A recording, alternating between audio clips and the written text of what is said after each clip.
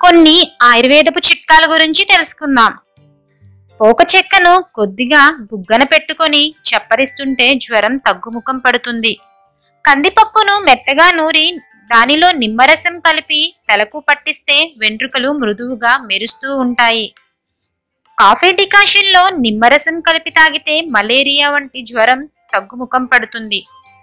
ఎండు ద్రాక్షని నీటిలో వేసి మెత్తగా చేసి తాగితే జ్వరం వల్ల వచ్చే నీరసం వంటివి తగ్గుతూ ఉంటాయి. గోధుమల కషాయంలో గంట చక్కెర కలిపి తాగితే పైత్య జ్వరం వంటివి తగ్గుతాయి.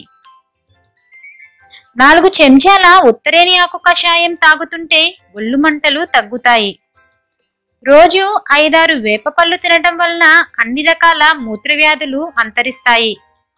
గ్లాసు మజ్జిగలో 1/2 చెంచా వాము కలిపి తాగితే కఫం తగ్గుతుంది.